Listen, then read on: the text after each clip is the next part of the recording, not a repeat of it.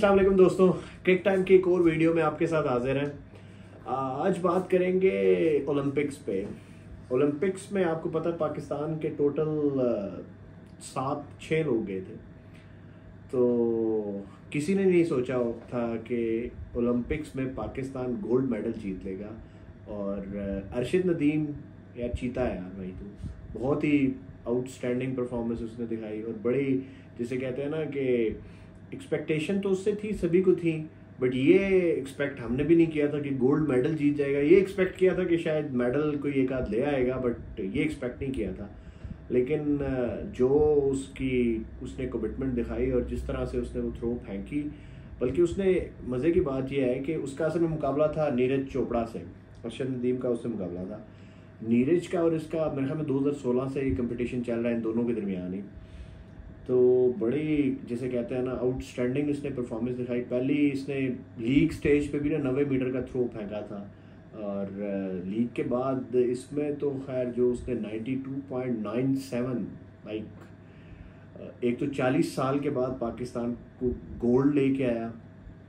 40 साल के बाद गोल्ड लेना तो चलो एक बहुत बड़ी अचीवमेंट है ही है। उसके बाद ओलंपिक्स का जवलियन थ्रो का 118 साल का रैकेट जो है ना, वो भी इस बंदे ने अपने नाम कर लिया, जो कि इटसेल्फ एक बहुत बड़ी अचीवमेंट है। और उससे भी एक जो सरप्राइजिंग बात है, इंडिया ने इस कंपटीशन में अभी तक गोल्ड मेडल जीते हैं 5, पाकिस्तान ने जीता है टोटल 1 मेडल।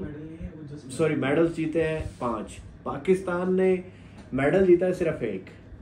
और जो 1 मेडल है ना, उसने पाकिस्तान को 53वें नंबर पे पहुंचा दिया और इंडिया 64वें नंबर पे है, जो कि ये भी अपने आप में एक इटसेल्फ एक बहुत बड़ी एक अचीवमेंट है पाकिस्तान की। At the end of the day Olympics में वही काउंट किया जाता है कि जी गोल्ड मेडल किसका ज़्यादा है, और गोल्ड मेडल तो पाकिस्तान के पास है।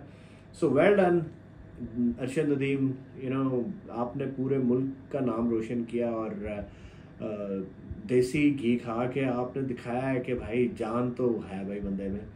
और क्या ही कमाल की थ्रो की, और मतलब नज़र आया कि वो एक पैशनेट बंदा है जो पैशन के साथ खेल। कल बल्कि मैं उसकी प्रेस कॉन्फ्रेंस सुन रहा था, प्रेस कॉन्फ्रेंस में वो ये कहता है कि इंडिविजुअल स्पोर्ट्स को पाकिस्तान इवन इंडिया में इतनी ज़्यादा पजीराई नहीं मिलती, इतना ज़्यादा फोकस उस पर नहीं किया जाता। उसकी रीज़न ये है कि इंडिविजुअल स्पोर्ट को की पाकिस्तान में और इंडिया दोनों में ना इतनी ज़्यादा उनको ग्रूम होने का मौका नहीं मिलता, क्योंकि उनके लिए कोई इंफ्रास्ट्रक्चर अवेलेबल नहीं है। तो कहता है कि भाई हमारी परफॉर्मेंसेस से एटलीस्ट एक चीज़ तो एविडेंट है कि हम इस तरह परफॉर्म करेंगे तो उसका इम्पैक्ट आएगा कि यंगर जनरेशन जो है वो भी इंस्पायर होगी और हमें एज अ हीरो लेगी। और उसने एक और बड़ी मज़ेदार बात की, कहता है कि कॉमनवेल्थ में मैंने 90 मीटर का थ्रो किया। जब ओलंपिक्स में आया तो मुझे लगा कि मेरी इंजरी वगैरह सब ओके है और मैं बड़ा मतलब फिट फील कर रहा हूँ। टारगेट सेट किया कि 90 मीटर से ऊपर फेंकना है। 90 मीटर उसने लीग में फेंक दिया, लीग स्टेज पे फेंक दिया। अब 92.97 उसने फाइनल में फेंक दिया, जो कि जैसा कि पहले मैंने बताया कि 118 साल ओलंपिक्स की हिस्ट्री का रिकॉर्ड है।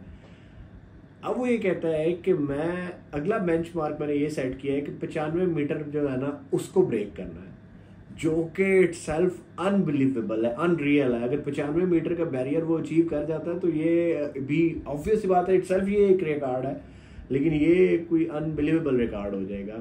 और आई फील लाइक उस बंदे में वो जिसे कहते हैं ना कि आगे बढ़ने की एक लगन है और वो मेहनत करने का वो एक जज्बा है।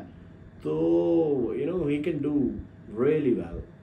तो बहुत बहुत मुबारक है जी अरशद नदीम को और पाकिस्तानी कौम को भी। इतनी डबैकल में जो मुल्क के हालात और जो मतलब पाकिस्तान में तो आपको कोई अच्छी खबर सुनने को मिलती नहीं है, चाहे क्रिकेट हो। बल्कि आप अच्छा एक और बड़ी सरप्राइजिंग चीज़ है, 92 मीटर की थ्रो फेंक के भी ना हम लोग पाकिस्तानी थोड़े डरे हुए थे कि यार ये कहीं मेडल ले सकेगा गोल्ड या नहीं। उसकी वजह पता क्या है? उसकी वजह है क्रिकेट। क्रिकेट में अब इतने अनप्रडिक्टेबल हैं कि जीता मैच हार जाते हैं। तो वो वाली साइकी जो थी ना हमारी वो इसमें भी वो इम्पैक्ट था उसका।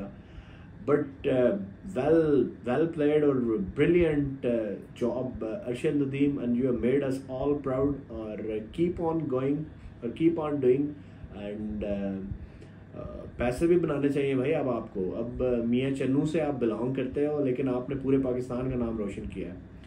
तो आज की वीडियो में अरशद नदीम के लिए ट्रिब्यूट है, और well done Arshad Nadeem, keep on going, take care, अल्लाह हाफिज़।